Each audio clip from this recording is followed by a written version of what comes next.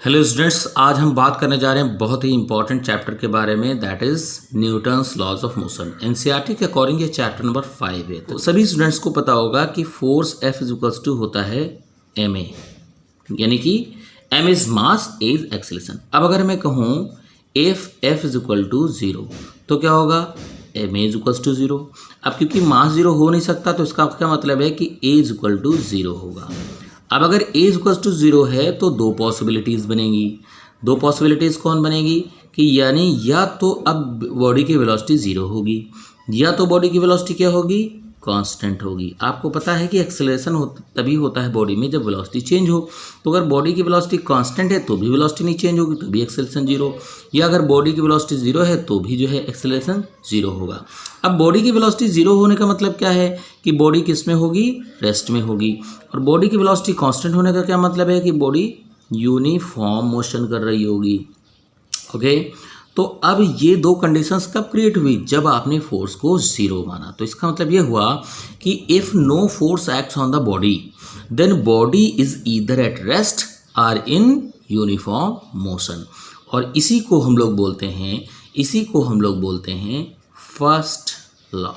First law क्या है बेटा, फर्स्ट लॉ कहता है कि अगर बॉडी पे कोई फोर्स ना लगे तो जो है वो या तो स्टेट ऑफ रेस्ट में रहती है या तो वो यूनिफॉर्म मोशन करती है। इसको हम लोग फर्स्ट लॉ कहते हैं। और फर्स्ट लॉ को बेटा बोलते हैं लॉ ऑफ इनर्शिया। बहुत आसानी से मैंने आपको फर्स्ट लॉ समझा दिया है। तो चलते हैं अब जरा हम लोग सेकेंड लॉ पे। अब हम लोग बात करने जा रहे हैं न्यूटन के सेकेंड लॉ की। सेकेंड लॉ को बेटा रियल लॉ भी कहते हैं। अब रियल लॉ क्यों कहते हैं, क्योंकि सेकेंड लॉ से फर्स्ट लॉ भी प्रूफ किया जा सकता है और थर्ड लॉ भी प्रूफ किया जा सकता है, इसीलिए इसको रियल लॉ कहते हैं। हम लोग उसको बाद में प्रूफ करके देखेंगे भी। तो अब सेकेंड लॉ दिया गया है मोमेंटम के बारे में। किसके बारे में, मोमेंटम के बारे में। अच्छा, मोमेंटम आपने कहीं पिछले क्लासेस में पढ़ा होगा, नहीं पढ़ा है तो अभी देख सकते हैं। मोमेंटम का मतलब होता है amount of motion, amount of motion contained in a body, यानी बॉडी के अंदर कितनी मोशन है, इस बात को उसका मोमेंटम कहते हैं। तो ये मोमेंटम जो होता है इसे दो बातों पे डिपेंड करता है, बॉडी के मास पे और उसकी वेलोसिटी पे। तो बॉडी के मास और वेलोसिटी का जो प्रोडक्ट होता है उसी को हम मोमेंटम कह सकते हैं, नहीं वो मोमेंटम के बराबर होगा। ये वेक्टर क्वांटिटी होती है मोमेंटम। कैसी क्वांटिटी होती है, वेक्टर क्वांटिटी होती है। अगर इसकी यूनिट देखेंगे हम तो यूनिट क्या हो जाएगी भाई, एम के लिए हो जाएगा किलोग्राम और वेलोसिटी के लिए मीटर पर सेकंड, तो किलोग्राम मीटर पर सेकंड इसकी यूनिट हो जाएगी। तो अब यहाँ पे जो है मोमेंटम जो होता है उसी के बारे में सेकेंड लॉ दिया गया। अब अच्छा एक बात आप बताइए जरा, बॉडी का मोमेंटम कब चेंज होगा, मोमेंटम का मतलब उसकी मोशन कब चेंज होगी, मोशन बढ़ाना हो, घटाना हो, या उसको रोकना हो, या उसको मोशन में लाना हो, तो बॉडी की मोशन में आप चेंज कैसे करोगे। तो हर बच्चा यही बताएगा कि भाई हम फोर्स लगा के मोशन में चेंज करेंगे, मतलब मोमेंटम में चेंज करेंगे। तो अब जो है आप जितना ज़्यादा फोर्स अप्लाई करोगे उतना ही ज़्यादा उसके मोशन में चेंज कर सकते हो, मतलब उसके मोमेंटम में चेंज कर सकते हो। इसका मतलब साफ है कि मोमेंटम कितनी जल्दी चेंज होगा या कितनी स्लो चेंज होगा, that will depend upon the force. यानी जो मोमेंटम के चेंज का रेट है, यानी हम कह सकते हैं कि जो rate of change of momentum है dp/dt। dp मतलब चेंज इन मोमेंटम, dt मतलब टाइम इंटरवल। तो change in momentum per unit time हो गया। इसी को हम लोग क्या बोलते हैं, इसे हम बोलते हैं rate of change of momentum. तो बेटा जो rate of change of momentum होता है, अभी आप लोग आसानी से समझ सकते हो कि rate of change of momentum will be directly proportional to force. मतलब जितना ज़्यादा फोर्स लगाओगे मोमेंटम उतनी तेज़ी से चेंज होगा, जितना कम फोर्स लगाओगे मोमेंटम उतना धीरे धीरे चेंज होगा।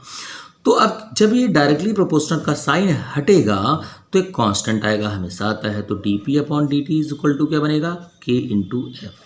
अब अगर हम k को 1 मान लें, k को अगर आइडियल कंडीशंस में 1 मान लें तो बन जाएगा dp/dt is equal to f बन जाएगा। और यही सेकेंड लॉ होता है। इसमें हम जरा थोड़ा सा आगे और बढ़ सकते हैं, हम कह सकते हैं f इज इक्वल टू, क्योंकि dp/dt है तो dp/dt मतलब d/dt ऑफ p मतलब mv। तो इसको हम ले सकते हैं m इंटू dv/dt। और m इंटू dv/dt क्या होता है भाई, एक्सेलरेशन होता है। तो हो गया f is equal to ma। तो ये फार्मूला भी हम लोग यहाँ सेकेंड लॉ से गेन कर सकते हैं। तो सेकेंड लॉ क्या हो गया, सेकेंड लॉ कहता है कि rate of change of momentum is directly proportional to force, और उसकी हेल्प से हम लोग F is equals to m a भी कह सकते हैं, यानी इसको भी सेकेंड लॉ कह सकते हैं। According to second law F is equals to m a होता है, या हम कैसे according to second law rate of change of momentum is directly proportional to the force. तो ये सेकेंड लॉ हो गया। चलिए अब हम चलते हैं सेकेंड लॉ की हेल्प से कुछ और चीज़ें देखते हैं।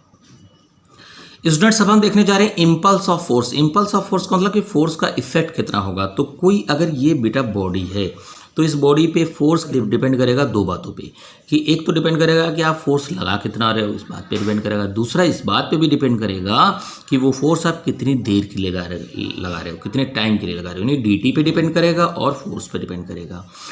तो इम्पल्स जो होता है that depends upon f and dt, यानी ये होता है product of force and the time period. तो अब अगर हम इसकी बात करें तो बेटा ये इम्पल्स होता है वेक्टर क्वांटिटी। किसी क्वांटिटी होता है, वेक्टर क्वांटिटी होता है। और इसकी यूनिट की अगर बात करें, यानी यूनिट क्या हो जाएगी, यूनिट फोर्स के लिए बन जाएगी न्यूटन और टाइम के लिए बन जाएगी सेकंड, तो न्यूटन सेकंड इसकी यूनिट हो जाती है। और इम्पल्स पे बेस्ड हम लोग कुछ क्वेश्चंस भी देख सकते हैं। यहाँ से अगर आप देखोगे तो बन जाएगा F is equals to I upon dt, यानी कि हम कह सकते हैं कि F inversely proportional to dt। अगर इम्पल्स कांस्टेंट हो तो F inversely proportional to dt होगा। ये बताता है कि अगर dt टाइम पीरियड बढ़ेगा तो फोर्स का इफेक्ट यानी फोर्स घट जाएगा। तो देखो जरा, क्रिकेट प्लेयर होता है जब वो बॉल कैच करता है तो वाइल कैचिंग द बॉल वो अपने हाथ को थोड़ा सा पीछे तक ले जाता है। जो पीछे तक क्यों खींचता है, ताकि जो है बॉल और उसके बॉल का उसके हैंड से जो टाइम ऑफ कांटेक्ट है वो बढ़ जाए, यानी देर तक कांटेक्ट बना रहे, देर तक बॉडी रुके, बॉडी को रुकने में ज़्यादा देर लगे। तो जब बॉडी को रुकने में ज़्यादा देर लगेगी तो उसका फोर्स बॉल का जो हाथ पे लगने वाला फोर्स है, हैंड्स पे लगने वाला फोर्स है, वो क्या होगा, रिड्यूस हो जाएगा, तो उसके हाथ पे कम चोट लगेगी। इसी तरीके से अगर आप किसी कंप्रेसिबल सरफेस पे गिरते हैं, सपोज दैट ऊपर से अगर कोई एक आदमी गिरे कच्चे फ्लोर पे और एक आदमी गिरे पक्के फ्लोर पे, तो किस केस में वो जल्दी रेस्ट में आ जाएगा। आपको पता है कि पक्का फ्लोर कम कंप्रेसिबल होगा, वो दबेगा नहीं जल्दी, तो जैसे ही पक्के फ्लोर पे गिरेगा वो तुरंत रेस्ट में आ जाएगा आदमी। तो यानी टाइम ऑफ इम्पैक्ट जो है कम होगा, तुरंत कम टाइम में वो रेस्ट में आ जाएगा। तो फिर वो फ्लोर जो है वो ज़्यादा फोर्स अप्लाई करेगा उस आदमी पे, तो उस पर चोट ज़्यादा लगेगी। अगर वो कच्चे फ्लोर पे गिरे या किसी रबर के सरफेस पे गिरे तो वो कंप्रेसिबल होता है, नहीं जो कंप्रेस हो जाता है, तो रुकने में उसको यानी आदमी को रेस्ट में आने में ज़्यादा टाइम लगेगा। तो जब ज़्यादा टाइम लगेगा तो फोर्स जो है, जो वो सरफेस फोर्स लगाएगा वो कम फोर्स लगाएगा और उसको कम चोट आएगी। तो ये कुछ प्रैक्टिकल एग्जांपल्स एग्जाम में आते हैं। तो चलिए हम जरा चलते हैं अगले पार्ट पे। दोस्तों बहुत इंपॉर्टेंट चीज़ें हम देख रहे हैं, तो अगर आप हमारे चैनल पे नए हैं तो प्लीज़ चैनल को सब्सक्राइब करिए और वीडियो को पेशेंस से देखिएगा। और जहाँ पे आपको कोई प्रॉब्लम हो तो आप कमेंट में लिख के बता सकते हैं। तो इम्पल्स मोमेंटम थ्योरम एग्जाम में बहुत ज़्यादा आती है। तो भाई आपको पता है कि इम्पल्स आई किसके बराबर होता है, एफ डी टी के बराबर होता है, जहाँ एफ फोर्स की वैल्यू है और D T is the time period. तो अब जरा देखो, एफ को आप कहते हो एम ए होता है इंटू डी टी, तो ये पहले से था। ए को क्या कहोगे, ए को कहोगे d v by D t, rate of change of velocity, and this is d t. तो डी टी पहले से था, डी टी कैंसिल हो गया, तो this is m into d v. M into d v को हम लिख सकते हैं, डी पहले लिख दें और एम को उसके बाद लिख देते हैं, तो डी इंटू एम वी लिख सकते हैं। एम वी मतलब मोमेंटम, तो दिस इज डी पी। तो एम वी मोमेंटम, मोमेंटम का मतलब क्या होता है, पी होता है। तो ये इस तरीके से आ गया, I equals to D P. D P का मतलब होता है चेंज इन बोलो मोमेंटम, चेंज इन मोमेंटम हम कहेंगे इसे। तो अब पता चल गया कि इम्पल्स जो होता है that is equal to change in momentum. तो इस थ्योरम को कहते हैं impulse momentum theorem. Impulse momentum theorem कहते हैं। इम्पल्स मोमेंटम थ्योरम क्या कहती है, according to this theorem impulse is always equal to the change in momentum of a body, that is impulse momentum theorem. तो अब जरा हम लोग आगे बढ़ते हैं। स्टूडेंट्स हम चीज़ों को बहुत इजीली समझ रहे हैं, बुक वगैरह में बहुत डिफ़िकल्ट तरीके से दिया रहता है, हम एक ही छोटे से वीडियो में इतनी सारी चीज़ डिस्कस कर रहे हैं। अब फिर से हम एक बहुत इंपॉर्टेंट आर्टिकल डिस्कस करने जा रहे हैं, that is law of conservation of momentum. Exam में आता है कि what is law of conservation of momentum, या आता है कि state and prove law of conservation of momentum. तो सब कुछ आप सेकेंड लॉ से आप कर सकते हैं। तो देखिएगा, we know that by second law F is equals to D P by D T, या D P by D T is equals to F. तो अब देखो जरा, इफ़ मैं कह दूं कि F इज इक्वल टू 0 है, यानी अगर बॉडी पे फोर्स ना लग रहा हो, तो हम कह सकते हैं dp/dt इज इक्वल टू 0, क्योंकि F is equal to dp/dt होता है। अब dp/dt इज इक्वल टू 0 का मतलब हुआ कि dp इज इक्वल टू 0। अब dp मतलब चेंज इन मोमेंटम, यानी कि चेंज इन मोमेंटम 0 हो गया, यानी मोमेंटम में कोई चेंज नहीं आ रहा है। तो हम कह देंगे जब मोमेंटम में चेंज नहीं आ रहा तो हम कह देंगे p इज इक्वल टू बन जाएगा कांस्टेंट। अब ये p इक्वल्स टू कांस्टेंट कब हो पाया? जब फोर्स 0 था, यानी कि अगर बॉडी पे कोई फोर्स ना लगे तो उसका मोमेंटम क्या रहता है? कांस्टेंट रहता है। और यही law of conservation of momentum है। अगर आता है कि what is law of conservation of momentum, तो आप क्या लिखेंगे? आप कहेंगे according to this law if no force acts on a body then its momentum remains constant. तो I think law of conservation of momentum भी आपको समझ में आ गया होगा। ये law of conservation of momentum का प्रूव हो गया। अब हम चलते हैं बहुत ही इंपॉर्टेंट लॉ, यानी कि Newton's third law of motion की तरफ। तो ये लॉ कहता है कि हर एक एक्शन के इक्वल एंड अपोजिट रिएक्शन होती है। मतलब कहने का ये है कि जैसे अगर मान लेते हैं ये एक सरफेस है, ये एक सरफेस है या टेबल है, मान लो तो टेबल है ये, और इस टेबल पे एक बुक रखी हुई है या एक ब्लॉक रखा हुआ है। तो इस ब्लॉक का मास जो है, मास की वजह से कि नीचे की तरफ एक वेट लगेगा mg, ये वेट W=mg नीचे की तरफ लगेगा। तो अब ये ब्लॉक इस सरफेस पे नीचे की तरफ वेट लगाएगा, तो इसके रिएक्शन में ये टेबल एक ऊपर की तरफ फोर्स लगाएगा, जिसको हम लोग कहेंगे रिएक्शन। ये रिएक्शन R कहलाएगा। तो रिएक्शन भी ये किसके बराबर होगा? mg के ही बराबर होगा। तो बताओ जरा, ये ब्लॉक नीचे जो फोर्स लगा रहा है वेट की वजह से, that is action, that is what? Action. और ये टेबल जो ब्लॉक पे फोर्स ऊपर की तरफ लगा रहा है, दिस इज रिएक्शन। तो बताओ जरा, यहाँ पे एक्शन के इक्वल एंड अपोजिट रिएक्शन हुआ कि नहीं हुआ? यहाँ हो गया एक्शन के इक्वल एंड अपोजिट रिएक्शन हो गया। अब इसी तरीके से एक और एग्जांपल देखते हैं।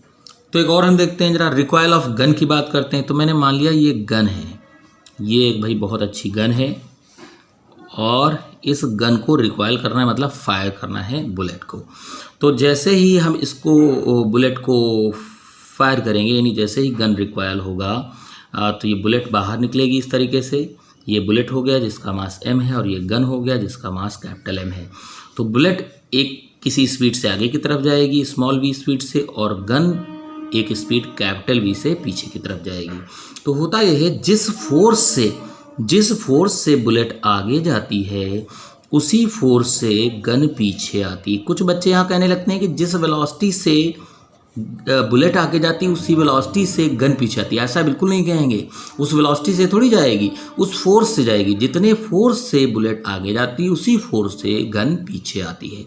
आप ये भी कह सकते हो कि जिस मोमेंटम से बुलेट आगे जाती है उसी मोमेंटम से गन पीछे आती है। यहाँ पे यानी यहाँ पे हो जाएगा F1 is equal to minus F2, यानी ये हो गया एक्शन और ये हो गया रिएक्शन। और देख लेते हो आप कि एक्शन और रिएक्शन एक दूसरे के इक्वल एंड अपोजिट हो गए। आप ये भी कह सकते हो कि P1 would be equal to minus P2। Momentum भी क्या रहते हैं? इक्वल एंड अपोजिट रहते हैं। यानी कि अब हम यहाँ पे कह सकते हैं कि P of gun is equal to P of bullet, ये आप कह सकते हो। और P ऑफ गन का मतलब क्या है भाई? Momentum of gun, momentum of bullet. Momentum का फॉर्मूला होता है मास इनटू वेलोसिटी। तो गन का मास है कैपिटल M, गन की वेलोसिटी है कैपिटल V, और बुलेट का मास है यहाँ पे स्मॉल m और इसकी वेलोसिटी स्मॉल v। यहाँ पे हम माइनस साइन लगेंगे क्योंकि अपोजिट v है। तो हम लिख सकते हैं v is equal to minus m upon capital M into v। यानी आप यहाँ क्या समझ सकते हो?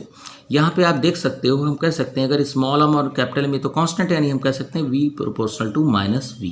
यानी आप देख सकते हो कि जो गन की स्पीड होगी वो बुलेट की स्पीड के अपोजिट होगी, यानी गन बुलेट के अपोजिट मूव करेगी। यही माइनस साइन से दिखाया गया। माइनस साइन का क्या मतलब है?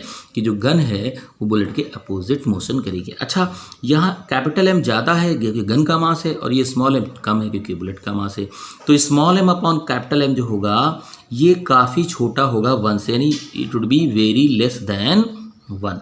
अब जब अगर वेरी लेस देन 1 होगा तो अब यहाँ कह सकते हो कि v would be very less than small v। यानी क्या हो गया? आप यहाँ क्या पढ़ रहे हो? कुछ बच्चे कह देते हैं कि गन उसी स्पीड से पीछे जाती है जिस स्पीड से बुलेट आगे आती है, तो ये बिल्कुल गलत हो जाएगा। आप देखो यहाँ क्या आ रहा है, यहाँ आ रहा है कि velocity of gun would be very small than velocity of bullet. जो बॉडी बड़ी होती है वो कम वेलोसिटी गेन करती है, जो बॉडी छोटी होती है वो ज़्यादा वेलोसिटी गेन करती है। भाई दोनों ही बॉडी पे सेम फोर्स लगता है, गन पे और बुलेट पे। तो अब गन क्योंकि बड़ी है तो वो जो सेम अमाउंट वाला फोर्स है वो गन को कम स्पीड देगा और बुलेट को ज़्यादा स्पीड दे लेगा क्योंकि वो छोटी है। समझ गए ना? तो ये रिकॉयल ऑफ गन के लिए फार्मूला हम लोग अप्लाई कर दिया करेंगे। इसमें मोमेंटम क्या रहेगा? कांस्टेंट रहेगा। गन का मोमेंटम बुलेट के मोमेंटम के बराबर होगा। तो इस तरीके से हम लोगों ने न्यूटन का फर्स्ट लॉ, सेकंड लॉ और थर्ड लॉ देख लिया बहुत ही शॉर्ट वीडियोस में। और ये हम अपने अगले वीडियो में आपको इस पे बेस्ड कुछ न्यूमेरिकल प्रॉब्लम्स कराएंगे और साथ ही साथ हम ये भी देखेंगे कि न्यूटन सेकंड लॉ और रियल लॉ क्यों होता है। तो चलिए, तो आज के वीडियो में इतना ही। आप अगर मेरे चैनल पर नए हो तो चैनल को प्लीज़ सब्सक्राइब कर लीजिए और ऐसे ही इंटरेस्टिंग टॉपिक्स इसी मेथड से देखने के लिए जो है मेरे चैनल पे बने रहें और इसको अपने फ्रेंड्स में ज़्यादा से ज़्यादा शेयर करिए। मिलते हैं अगले वीडियो में। Thank you so much.